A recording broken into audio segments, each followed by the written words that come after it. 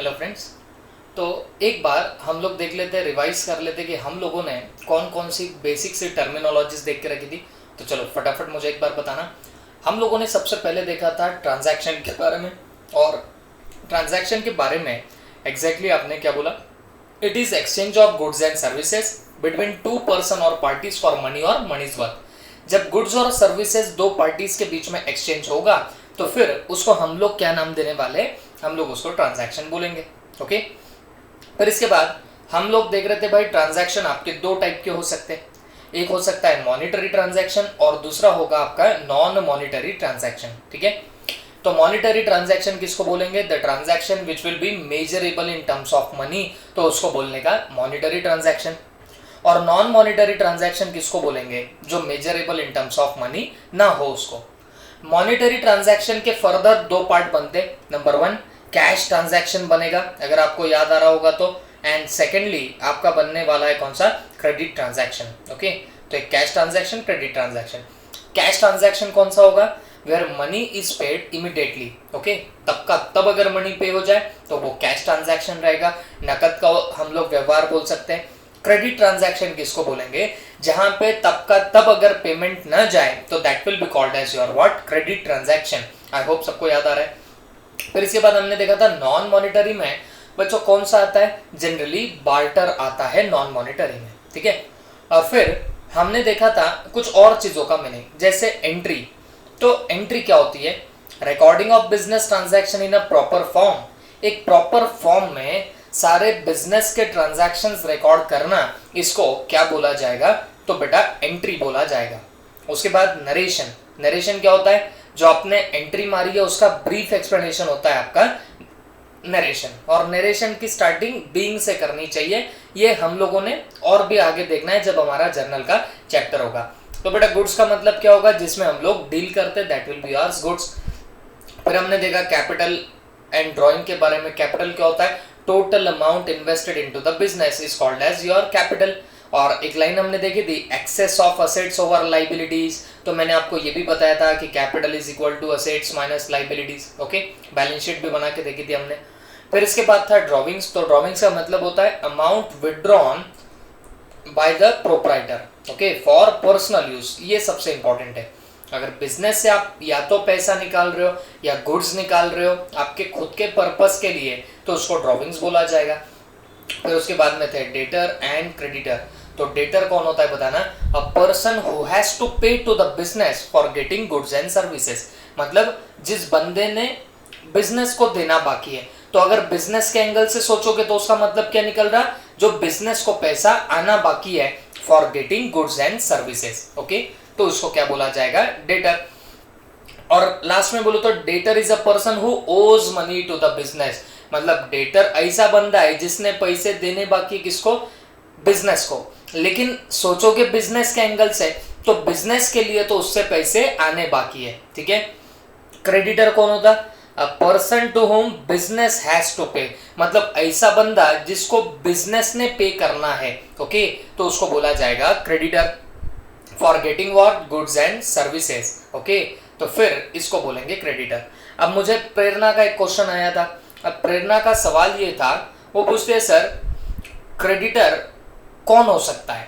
मतलब हमको अगर पैसे देने बाकी है, हमारे बिजनेस को किसी को पैसे देने बाकी है, तो सर आप बोलते हो वो क्रेडिटर है। तो प्रेरणा पूछती है कि सर वो बंदा बिजनेस होना चाहिए या नॉर्मल भी पर्सन रहा तो क्रेडिटर बन सकता?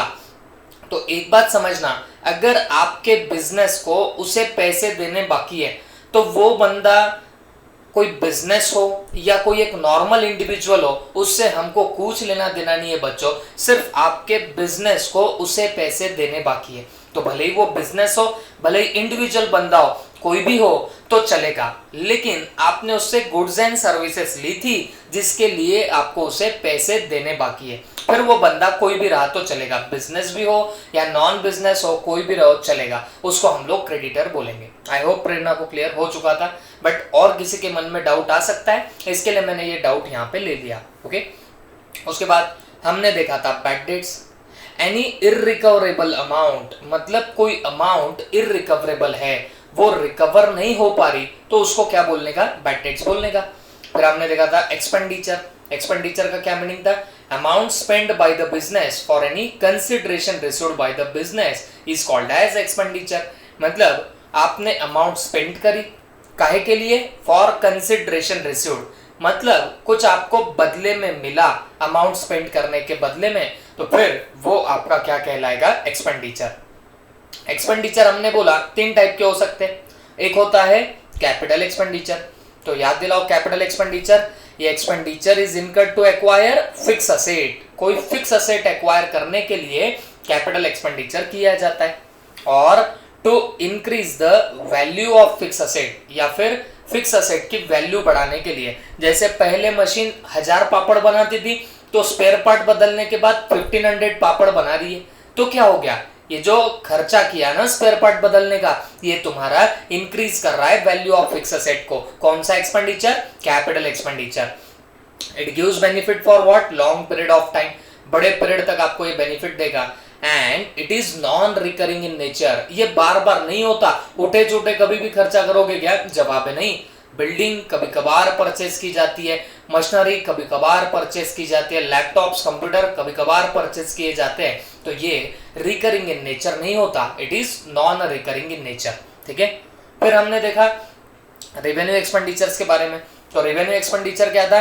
It is an expenditure for which no future benefit expected, इससे कोई फ्यूचर में बेनिफिट नहीं मिलता। ओके हाँ, बट हैविंग इमीडिएट और शॉर्ट टर्म बेनिफिट। हाँ, ऐसा नहीं है कि इसका बेनिफिट नहीं मिलता, बट शॉर्ट टर्म का बेनिफिट मिलेगा। जैसे मैं रेंट पे करूंगा तो 1 महीना मुझे वो बिल्डिंग यूज करने के लिए मिलेगी, तो शॉर्ट टर्म के लिए मुझे बेनिफिट मिला। Okay, may be less than 1 year, और जनरली यहाँ पे जो बेनिफिट मिलता है वो 1 साल से भी कम का बेनिफिट मिलेगा। Okay, it does not increase profit earning capacity of an organisation, ये कभी भी किसी बिजनेस की प्रॉफिट अर्निंग कैपेसिटी बढ़ाता नहीं है। कैपिटल एक्सपेंडिचर बढ़ाता है revenue generating capacity, but revenue expenditure नहीं बढ़ाता। These are normal day to day operating expenses of business organization। तो ये अपने normal day to day business के क्या होते हैं बताना, एक्सपेंसेस होते हैं। ठीक है, और ये हमेशा कहाँ दिखते हैं? प्रॉफिट एंड लॉस और ट्रेडिंग में। अब मैंने आपको बताया प्रॉफिट एंड लॉस ट्रेडिंग क्या होता है, आपको और समझेगा डिटेल में बाद में। एग्जाम्पल दिए रेंट पेड, सैलरी पेड, जो हमने देखे थे। फिर deferred revenue expenditure. Deferred revenue expenditure basically revenue in nature के होते हैं। ये वैसे तो रेवेन्यू ही होते हैं, बट इसका benefit is not exhausted with in 1 year. इसका बेनिफिट आपको 1 साल के अंदर खत्म नहीं होता, 1 साल से ज्यादा पीरियड के लिए भी आपको इसका बेनिफिट मिल सकता है। जैसे मैंने वो एग्जांपल दिया था, मेरे पास में एक स्टूडेंट थी जो ऑल ओवर इंडिया रैंकर आई, मैंने उसकी एडवर्टीजमेंट दिया था, तो एक पर्टिकुलर सीए ने वो एडवर्टीजमेंट देखी थी और उन्होंने 2 साल के बाद में उनकी भांजी को मेरे पास भेजा था। बोलने का मतलब एडवर्टाइजिंग का एक्सपेंडिचर मेरे लिए रिकरिंग इन नेचर, बार बार करता हूं मैं वो खर्चा, बट उसका बेनिफिट मुझे कब मिला? बहुत टाइम के बाद मिला, लॉन्ग टर्म के बाद में मिला, तो इसको क्या बोलेंगे? Deferred revenue expenditure. ओके, और मैंने बताया भी था इसको थोड़ा सा प्रॉफिट एंड लॉस में राइट ऑफ करते ऑन अनअमोर्टाइज्ड अमाउंट असेट साइड में दिखती और बैलेंस शीट। मैंने आपको बोला था ये लाइन अभी कुछ नहीं समझेगी, तो दिमाग भी मत लगाना। ओके, फिर हमने देखा था concept of cash discount and your trade discount. I hope सबको याद है। ट्रेड डिस्काउंट याद है? Allowance given on catalogue price या लीस्ट प्राइस। लीस्ट प्राइस बोले तो जो भी प्राइस ऑफ गुड्स है, तो उस पे जो डिस्काउंट दिया गया उसको बोलते हैं trade discount. Okay, this discount is allowed at the time of purchase और सेल ऑफ गुड्स। तो जब परचेसिंग और सेलिंग करते तब ये डिस्काउंट दिया जाता। और मैंने जनरली बोला है बल्क में परचेस करोगे, बड़ी अमाउंट पे परचेस करते हो तो फिर ये डिस्काउंट मिलता है। Okay, value of goods purchase sold is recorded in net value payable. Generally जब ये डिस्काउंट दिया जाता है ट्रेड डिस्काउंट, तो परचेसेस नेट वैल्यू पे बताया जाता है। बेटा नेट वैल्यू किसको बोलते हैं? जब आप डिस्काउंट माइनस करके जो फिगर लाते उसको बोलते हैं net value. Okay, that is after deduction of amount of trade discount allowed. देखो, हम जनरली परचेसेस किया, सामने वाले ने हमको डिस्काउंट दिया, तो हम उसको डिस्काउंट काट के जो वैल्यू आएगी उस पे हम लोग बताते हैं, तो उसको बोलते हैं नेट वैल्यू। जैसे मैं 1000 में परचेस कर रहा हूं और बंदा मुझे 100 का डिस्काउंट दे रहा, तो इसका मतलब मुझे 900 में वो चीज मिल रही है। इसका मतलब मैं उसको क्या पे बताऊंगा, नेट बेसिस पे बताऊंगा। Both by the purchaser and seller and not of 1000, hence the trade discount does not appear in the books of account. ये मैंने आपको बोला था कि ट्रेड डिस्काउंट को कभी भी सेपरेटली आप अलग से नहीं बताते हो, क्योंकि ऑलरेडी ये माइनस हो जाता है परचेसेस की फिगर्स में। कैश डिस्काउंट, ये फाइनल अमाउंट जो ड्यू होती है, मतलब जब आपको किसी से पैसा आना बाकी है तो उसके लिए, उसको जल्दी से रिकवर करने के लिए आप लोग क्या देते हो, कैश डिस्काउंट देते हो। It is concession given for encouraging prompt payment, मतलब जल्दी से पेमेंट मिल जाए, इसको इनकरेज करने के लिए ये कैश डिस्काउंट दिया जाता है। Okay, it is given either for the spot payment और payment within the specific period. Cash discount is calculated after deducting the trade discount. मैंने आपको ये भी बताया था कि भाई आपका ट्रेड डिस्काउंट माइनस करने के बाद क्या दिया जाता है, कैश डिस्काउंट दिया जाता है। और मैंने आपको होमवर्क भी दिया था। देखो वैसे क्वेश्चन यहाँ पे कुछ है नहीं, बट मैंने सिर्फ आपके अंडरस्टैंडिंग के लिए आपको एक प्रॉब्लम होमवर्क के लिए दिया था और बहुत अच्छा लगा मुझे। सारे के सारे लोगों ने वो होमवर्क बराबर सॉल्व किया, बट कुछ लोगों को मुझे मैसेज करना पड़ा पर्सनली कि बेटा होमवर्क नहीं किया, फिर जाके उन्होंने मुझे होमवर्क सेंड किया है। ओके, तो ऐसा मत होने दो। अपने गर्ल्स लोग काफ़ी मेरे को स्टूडियस लगे, अच्छे लगे। उन्होंने क्या किया, उन्होंने बोलने के पहले भेज दिया। अब कुछ लोगों ने तो जैसे लेक्चर आई थिंक मैंने अपलोड किया होगा तो उसके हाफ एन आवर के बाद, मतलब आपका वॉचिंग टाइम अगर छोड़ दो तो उसके हाफ एन आवर के अंदर ही कुछ बच्चों ने मुझे कल ही मुझे मैसेज कर दिया था होमवर्क का, तो वो भी अच्छी बात है। तो आप ऐसे प्रोएक्टिव बन जाओ, होमवर्क प्रॉपरली सॉल्व करो, लेक्चर तब का तब देखो, तो फिर देखो आपकी अंडरस्टैंडिंग लेवल कैसे डे बाय डे इंक्रीज होने लगेगी। ओके, और कुछ बच्चों का तो और भी अच्छा लग रहा है कि कुछ बच्चे मेरे को बिजनेस लॉ के भी डाउट्स पूछ रहे हैं। ओके, तो ये तो भाई बहुत अच्छी बात है, क्योंकि मैं तो सोच रहा था आप बिजनेस लॉ को बस देख रहे हो, ऐसा तो नहीं हो रहा है। बट कोई बच्ची है, उसने मुझे पूछ भी लिया क्वेश्चन, तो वो अच्छी बात लगी मेरे को। आई होप सबके ऐसे डाउट्स आने लगेंगे और आप प्रॉपरली कम्युनिकेशन करोगे मेरे साथ में। जो भी डाउट्स आ रहे हैं पूछते रहो, जो भी तकलीफ जा रही है बोलते रहो। ओके, और जो भी होमवर्क दिया जा रहा है उसको भी प्रॉपरली सॉल्व करते चलो। ओके, चलो अच्छी बात है। अब हम लोग आज आगे बढ़ रहे हैं with our new concept, that is solvent and insolvent person. Okay, क्या है बताना, ये सॉल्वेंट एंड इनसॉल्वेंट पर्सन। तो बेटा मैं अगर आपको नॉर्मली पहले ही समझा दो सॉल्वेंट किसको बोलने का, इनसॉल्वेंट किसको बोलने का, तो आपको सब समझ में आ जाएगा। सुन के लेना, सॉल्वेंट किसको बोलेंगे, अगर एक बंदे की असेट्स मतलब प्रॉपर्टीज, ओके, असेट्स उसकी लाइबिलिटीज को पे ऑफ कर सकती है तो बंदा सॉल्वेंट है। क्या बोल रहा हूं मैं, किसी पर्सन की जो असेट्स है वो उसके लाइबिलिटीज को पे ऑफ कर सकती तो वो बंदा सॉल्वेंट बोला जाएगा। या फिर किसी बंदे की असेट्स ज्यादा है उसके लाइबिलिटी से, तो वो बंदा क्या रहेगा, सॉल्वेंट रहेगा। बात बहुत सिंपल है। मेरे पास में लेट्स से प्रॉपर्टीज है, मान के चलो है नहीं भाई, मैं ऐसा बोलता हूं मेरे पास में 5 करोड़ की प्रॉपर्टी है बिल्कुल भी नहीं, बस मैं बोल रहा हूं 5 करोड़ की मेरे पास में प्रॉपर्टी है और लोगों का मुझे 3 करोड़ रुपया देना है। बात समझे आप लोग, मेरे पास 5 करोड़ की प्रॉपर्टी है और मुझे लोगों को 3 करोड़ रुपीस देने हैं।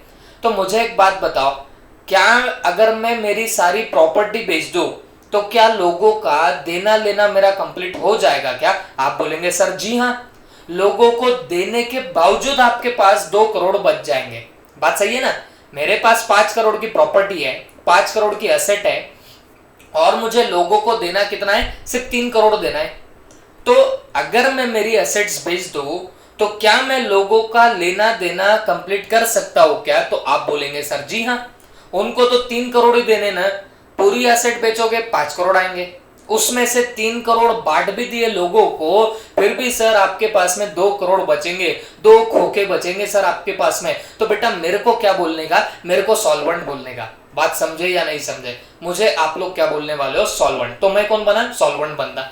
ओके, अच्छा अब आप लोग हो, ओके, अब आप लोग थोड़े से बड़े हो गए और मान के चलो आप लोग अच्छा सीए भी बन गए, और जो लोग भाई जो बनना चाहते हैं वो भी बन गए, ठीक है। और मान के चलो, मजाक है बस, ओके। आप लोगों ने प्रॉपर्टी जमा करी है, प्रॉपर्टी जमा की है, जैसे जैसे पैसा आया यहाँ प्रॉपर्टी ली, वो प्रॉपर्टी, मतलब आपके पास असेट काफी हो गए।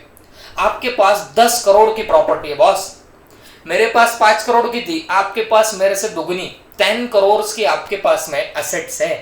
क्या बोल रहा हूं मैं? आपके पास में 10 करोड़ की असेट्स है, मेरे से डबल है। लेकिन आप लोगों का देना बाकी है 15 करोड़ रुपीस। अरे बात समझो, आपके पास में असेट्स कितनी है, आपके पास प्रॉपर्टीज कितनी है, 10 करोड़, बट आप लोगों का देना कितना बाकी है, आपकी लाइबिलिटीज कितनी है, तो आपकी 15 करोड़ की लाइबिलिटी है। तो बच्चों, मैं आपको चिढ़ा के बोलूंगा कि आप लोग इनसॉल्वेंट लोग हो। अरे बात समझे कि नहीं समझे? आपने सुना होगा ना, इसका दिवाला निकल गया, दिवालखोर जिसको बोलते मराठी में, ओके। तो आप वो लोग हो गए। बात समझ में आ रही है आपको? तो बेटा देखो, मेरे पास असेट है, प्रॉपर्टी है 5 करोड़ की, बट मुझे लाइबिलिटीज मतलब लोगों को देना बाकी है कितना, सिर्फ 3 करोड़ का। तो मैं कौन बना? मैं सॉल्वेंट पर्सन बना। आप लोगों, आपके पास मेरे से डबल असेट्स है, डबल प्रॉपर्टीज है, आपके पास 10 करोड़ की प्रॉपर्टीज है, लेकिन आपको लोगों का देना कितना है, 15 करोड़। तो बेटा आप लोग कौन बन गए? मैं तो चिढ़ा के बोलूंगा आपको, आप लोग बने इंसॉल्वेंट बंदे। अरे बात समझे या नहीं समझे? तो हमेशा याद रखो, सॉल्वेंट का मतलब क्या होता है, जिस बंदे की असेट्स लाइबिलिटी से ज्यादा, वो बंदा सॉल्वेंट, ओके। और इनसॉल्वेंट कौन? जिसको लोगों का देना ज्यादा है उसके पास में प्रॉपर्टी कम, उसको क्या बोलने का? इनसॉल्वेंट बंदा बोलने का। अरे बात समझे कि नहीं समझे? तो दिस इज योर सॉल्वेंट और इनसॉल्वेंट। वर्ड आपने सुना ही होगा ना बच्चों, इसका दिवाला निकल गया। अभी जालना में ट्रेंडी चल रहा था, एक के पीछे एक, कोई ना कोई न्यूज आ रही थी कि यार इसका दिवाला निकला, उसका दिवाला निकला, है ना। तो दिवालखोर उसको बोलते हैं, बट इसको हम लोग हमारे लैंग्वेज में क्या बोलेंगे? सॉल्वेंट और इनसॉल्वेंट। तो आपको क्या लगता है बेटा, सॉल्वेंट अच्छा है कि इनसॉल्वेंट? तो डेफिनेटली बोलेंगे सर सॉल्वेंट रहना ही हम लोग पसंद करेंगे, ओके। इनसॉल्वेंट हो तो चलेगा क्या? नहीं चलेगा, आपको हमेशा सॉल्वेंट ही बनना है, ओके। ये तो भाई मजाक था, मैं तो बस आपको मजाक में इंसॉल्वेंट बना रहा हूँ। भगवान करे आप बहुत ज्यादा सॉल्वेंट बनो, ठीक है।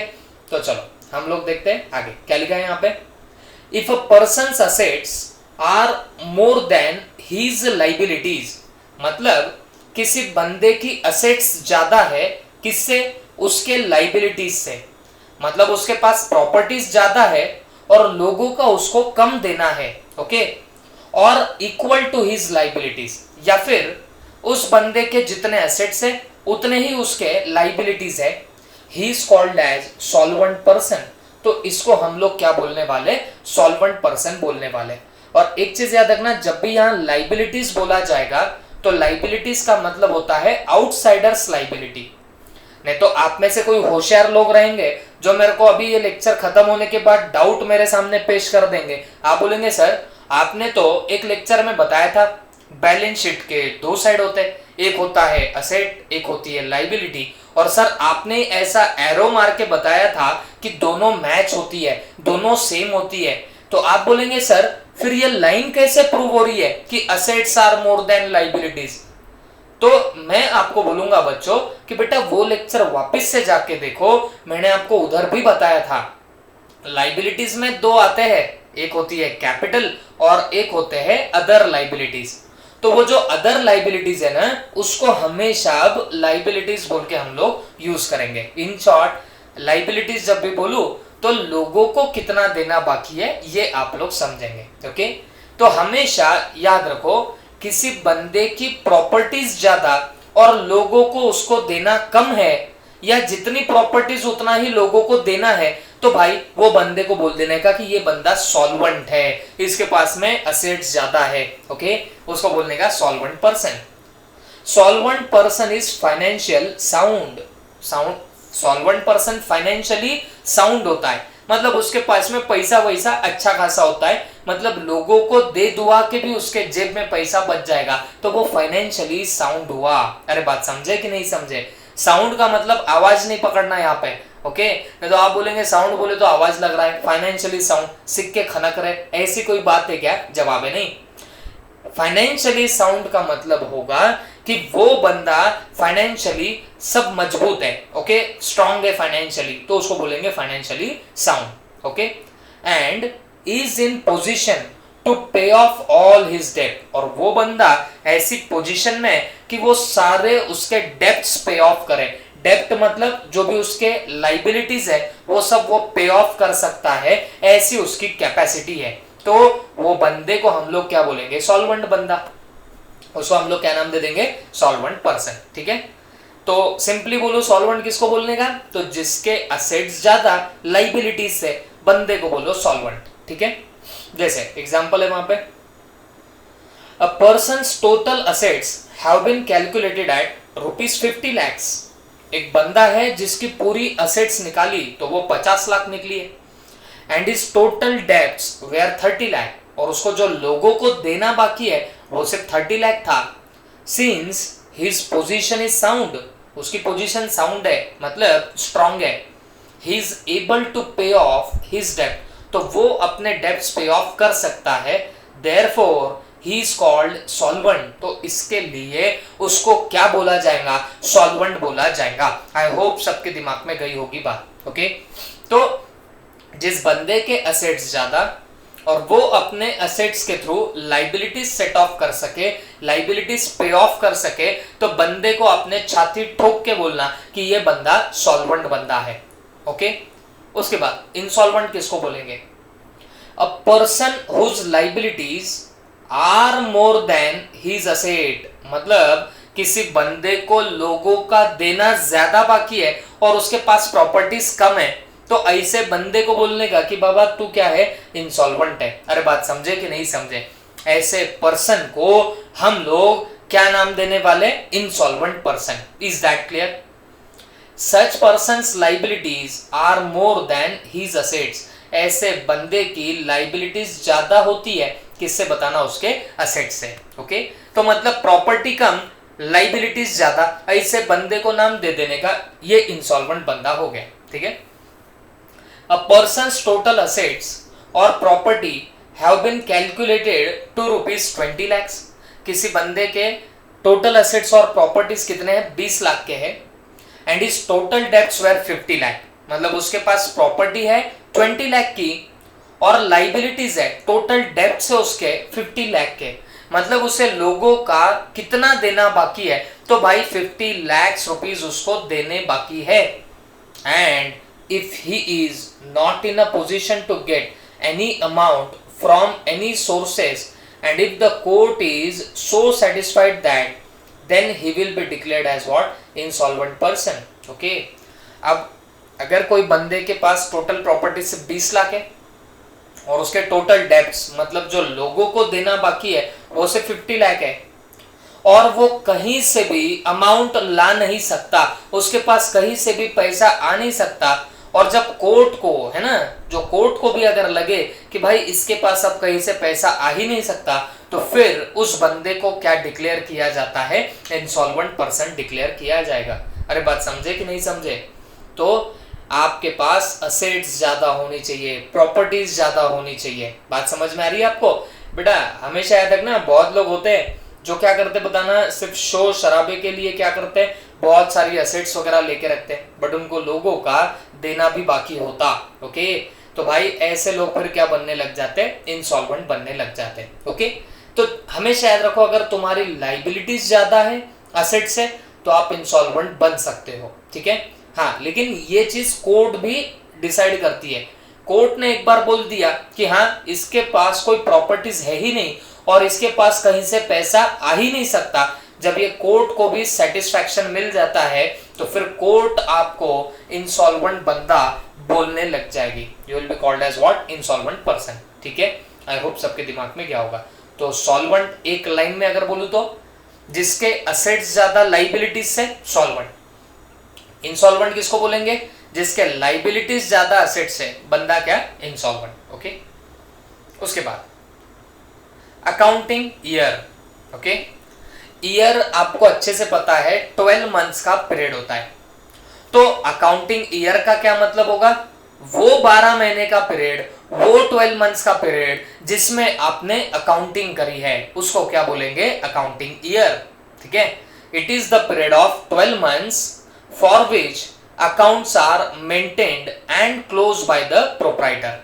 जिस साल के लिए अकाउंट्स बनाए गए और क्लोज कर दिए गए, क्लोजिंग ऑफ अकाउंट्स आप लोग सीखोगे आगे। तो जिस ईयर के लिए आप लोग अकाउंट मेंटेन कर रहे हो और उसको क्लोज भी कर दे रहे हो, तो बेटा उसको क्या बोला जाएगा बताना, आपका अकाउंटिंग ईयर बोलेंगे। Okay, earlier proprietors were following any accounting year, that is calendar year, financial year और any other year as per tradition. ये सबसे इंपॉर्टेंट है। ओके, पहले क्या होता था, पहले कोई भी बंदा कैसे भी कोई भी ईयर में अकाउंटिंग करता था, किसकी मर्जी चलती, तो कोई बंदा कैलेंडर ईयर उठाता था। कैलेंडर ईयर कहां से कहां तक? 1 जनवरी से 31 दिसंबर तक।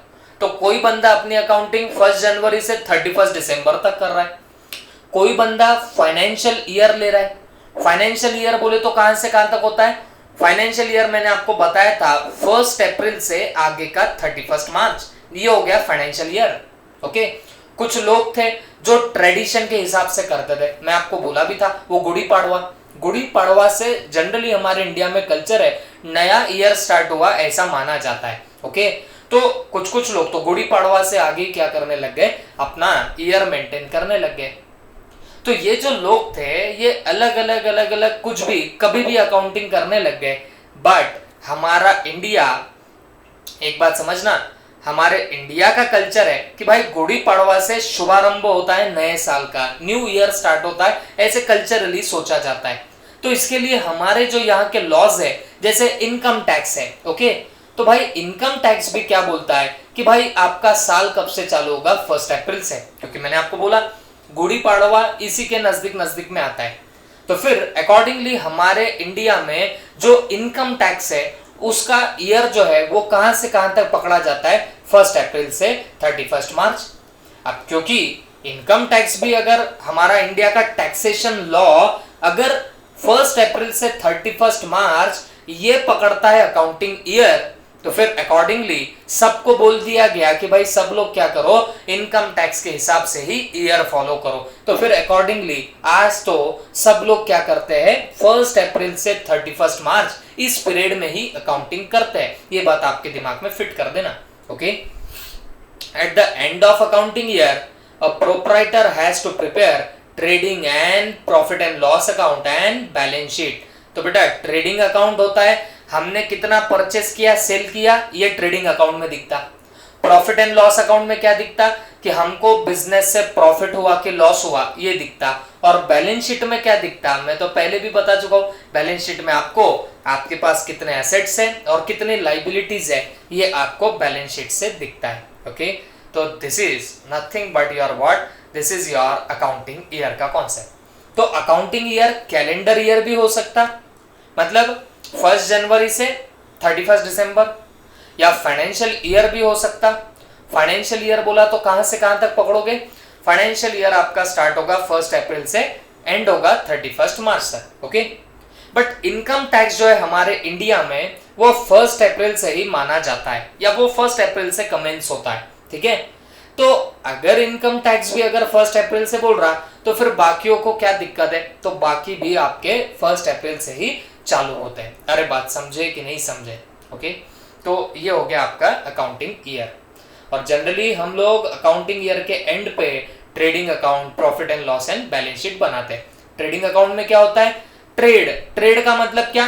कितने गुड्स परचेस किए, कितने गुड्स सेल किए और कितने गुड्स बचे, कितना परचेस किया, कितना बेचा, कितना बचा। ओके, ये सब कहां पे दिखेगा? आपके ट्रेडिंग अकाउंट में नजर आएगा। और प्रॉफिट एंड लॉस में क्या दिखता है कि आपने कितना प्रॉफिट अर्न किया, ये आपको कहां नजर आएगा? आपके प्रॉफिट एंड लॉस अकाउंट में आएगा। और बैलेंस शीट में क्या दिखता, ये तो मैंने आपको पिक्टोरियल फॉर्मेट में भी बताया कि भाई हमारे कितने एसेट्स है, हमारे कितने लाइबिलिटीज है, ये सब चीजें आपको कहां पे नजर आएंगी? आपके बैलेंस शीट में नजर आएगी। आई होप सबके दिमाग में गया होगा। ठीक है, तो ये हो गया आपका पूरा अकाउंटिंग ईयर। ठीक है, अब भाई ये स्टूडेंट एक्टिविटी, ये देखो ये बच्चा जो है ये मुस्कुरा रहा है मंद मंद, ये मुस्कुरा इसके ले रहा है कि यहाँ पे लिखा क्या है? collect some advertisement relating to discount and stick into the notebooks। तो भाई देखो ऐसे छपरी काम बोले तो ये बच्चा भी यहाँ बैठे बैठे मुस्कुरा रहा है, तो ये बोलता है यार क्या काम लगाया। तो बेटा आपके लिए एक्टिविटी है, करो तो करो, नहीं करो तो नहीं करो। ये कॉलेज वाले अगर बोले तो मैं ज्यादा उसमें दिमाग नहीं लगाऊंगा, बट मैं तो आपको ऐसा काम करने के लिए नहीं बोलता। ओके, अरे भाई आप इतने इंटेलिजेंट हो, आपने जमाने की एडवर्टीजमेंट देखी होंगी कि भाई सेल लगता है, जैसे अभी नॉर्मली सावन सेल लगता है तो इतना इतना डिस्काउंट रहेगा, 10% ऑफ वगैरह वगैरह। तो क्या सबकी न्यूज उठा के आप लोग लगाने लगोगे क्या? तो जवाब है नहीं, ऐसे रिकामे धंधे हम लोग नहीं करेंगे। ठीक है, चलो आगे। अब आगे क्या रहा है बेटा, हमेशा याद रखो दो टाइप के कंसर्न्स होते हैं, एक होता है ट्रेडिंग कंसर्न और एक होता है not for profit concern. Okay, इनके नाम से ही समझ में आ जाएगा।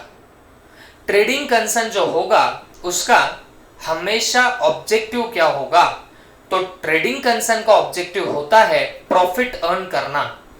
कोई बंदा अगर ट्रेडिंग बिजनेस स्टार्ट कर रहा है तो उसका हमेशा मोटिव क्या होता है बताना, motive is to earn the profit, पैसा कमाना उसका पर्पस होता है। तो उसको हम लोग ट्रेडिंग कंसर्न बोलेंगे, जिसका ऑब्जेक्टिव सिर्फ और सिर्फ प्रॉफिट अर्न करना है। जैसे रिलायंस कंपनी है या वेरियस कंपनीज फॉर्म कर रहे हो, अरे यार छोटा मोटा पान टपरी वाला, अरे वो भी क्या करता है, वो भी जो बिजनेस करता है ना बच्चों, फॉर अर्निंग द प्रॉफिट करता है। बात समझ में आ रही है? क्या उसको मजा आता है कि आपको पान खिलाने में? जवाब है नहीं, मजा वजा कुछ नहीं आता उसको, तो भाई प्रॉफिट अर्न करना होता है। अरे बात समझे कि नहीं समझे? तो उसकी जो कंसर्न रहेंगी ना, हम लोग उसको क्या बोलने वाले, ट्रेडिंग कंसर्न बोलेंगे। ओके, और नॉट फॉर प्रॉफिट कंसर्न किसको बोलेंगे, जो कुछ प्रॉफिट वॉफिट अर्न करने में इंटरेस्टेड नहीं होते, तो उनको हम लोग क्या बोलने वाले, नॉट फॉर प्रॉफिट ऑर्गेनाइजेशन या नॉट फॉर प्रॉफिट कंसर्न। आप बोलेंगे सर ऐसा कोई होता है क्या जिसको प्रॉफिट अर्न करने में मजा नहीं आता? तो बेटा ऐसे बहुत सारे ऑर्गेनाइजेशंस है जिनको एनपीओ बोलते हैं प्यार से। क्या? NPO, NPO not for profit organisations.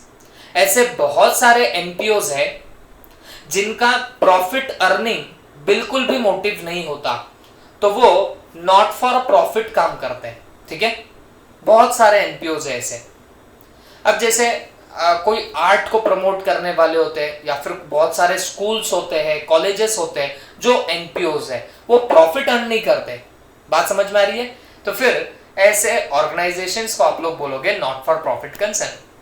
तो हमेशा याद रखो दो टाइप के कंसर्न हो सकते हैं, एक हो सकता है ट्रेडिंग कंसर्न और एक हो सकता है नॉट फॉर प्रॉफिट कंसर्न। तो जहां ट्रेडिंग कंसर्न का क्या काम होगा बताना, तो ट्रेडिंग कंसर्न का एक ही काम होता है प्रॉफिट अर्निंग। कैसे प्रॉफिट अर्न किया जाए, तो बस ये पर्पस होता है आपके ट्रेडिंग कंसर्न का। और नॉट फॉर प्रॉफिट कंसर्न का कोई ऑब्जेक्टिव नहीं होता है प्रॉफिट अर्निंग का। अरे बात समझे या नहीं समझे? ठीक है, देखो देखते हैं अंदर जाके। A business concern established with an object of earning profit by selling goods is known as trading concern। तो कोई एक बिजनेस कंसर्न है जिसको इस्टेब्लिश किया है किस ऑब्जेक्ट से, of earning profit by selling goods is known as what your trading concern. ठीक है, तो जिसको गुड्स बेच के प्रॉफिट अर्न करना है। मान लो चप्पल जूते की दुकान है, ओके, तो वो चप्पल जूते क्यों बेच रहे, क्यों सेल कर रहे, फॉर अर्निंग प्रॉफिट, तो उनको क्या बोलेंगे, ट्रेडिंग कंसर्न। एक गोल्ड की शॉप है, या मैं बोलूंगा ज्वेलरी शॉप है, ओके, तो वो ज्वेलरी सेल कर रहे हैं, मतलब गुड्स सेल कर रहे हैं, काहे के लिए सेल करते, फॉर अर्निंग प्रॉफिट, उनको भी क्या बोलेंगे, ट्रेडिंग कंसर्न। क्लियर है? It is also called as commercial organisation. इनको कमर्शियल ऑर्गेनाइजेशन भी बोला जाता है और प्रॉफिट मेकिंग ऑर्गेनाइजेशन भी इनको बोला जा सकता है, क्योंकि इनका मेन मोटिव क्या होता है, मेन ऑब्जेक्टिव क्या होता है, फॉर अर्निंग द प्रॉफिट। ये क्या मगजमारी करने के लिए बनाते हैं क्या, बताना नहीं, इनको कोई मगजमारी नहीं करनी होती, इनको तो भाई सिर्फ और सिर्फ प्रॉफिट अर्न करना होता, तो इनको हम लोग क्या नाम देंगे, ट्रेडिंग कंसर्न नाम देंगे। आई होप सबको दिमाग में क्या होगा। उसके अलावा कुछ होते हैं not for profit concern. Okay, it is an organisation not established for making profit but for rendering services to the society. Okay, ये ऐसे कुछ कंसर्न्स होते हैं जिनको प्रॉफिट वगैरह कोई अर्न करने का मोटिव नहीं होता, हाँ, लेकिन ये कुछ सर्विसेज रेंडर करना चाहते हैं सोसाइटी को। अरे आप बताओ ना मेरे को, ये आपने Leo club, diamond club, rotary club, okay, lions club, ये इतने सारे क्लब्स के नाम सुने होंगे। बेटा ये लोग क्या करते हैं, कभी ब्लड कैंप कर लेते, ओके, ब्लड डोनेशन कैंप चालू करते, कभी हेल्थ चेकअप करा के ले लेते आप लोगों से, या वगैरह वगैरह बहुत सारे काम करते हैं, या कभी मोटिवेशनल लेक्चर रख देते ये लोग। तो क्या इनका मोटिव प्रॉफिट अर्निंग होता है? क्या इनका उद्देश्य, मतलब ये जो स्टार्ट किया इन्होंने, तो क्या उसका पर्पस पैसे कमाना या प्रॉफिट अर्न करना होता है क्या? ऊपर ऊपर से बोलूं तो नहीं होगा, हाँ, लेकिन अंदर से मैं बोल नहीं सकता, ओके, हाँ, बट इतना पक्का है कि इनका मोटिव पैसे अर्न करना या मैं बोलूंगा प्रॉफिट अर्न करना बिल्कुल भी नहीं होता। इनको बस सोसाइटी को कुछ सर्विसेज रेंडर करनी पड़ती है या करने की इच्छा होती है, तो इनको क्या बोलेंगे?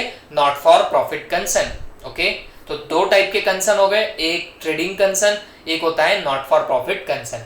ट्रेडिंग कंसर्न का प्रॉफिट अर्निंग का होता है motive, but not for profit concern का बिल्कुल भी नहीं होता। ठीक है, तो this is all about your trading and not for profit concern. An organization may be formed for promoting useful object like art, science, sports, culture, charity, profession, etc. तो इन सबको हम लोग नॉट फॉर प्रॉफिट कंसर्न बोलेंगे। Okay, जैसे schools हो गए, hospitals हो गए, स्पोर्ट्स क्लब हो गए, ये सब इसके दायरे के अंदर आते हैं। ओके, आई होप सबके दिमाग में ये सब चीज़ें गई होंगी। ठीक है, तो आई होप सब लोग ऐसे पढ़ते रहेंगे और अकॉर्डिंगली कोई लेक्चर पेंडिंग नहीं रखेंगे। ठीक है, चल, थैंक यू।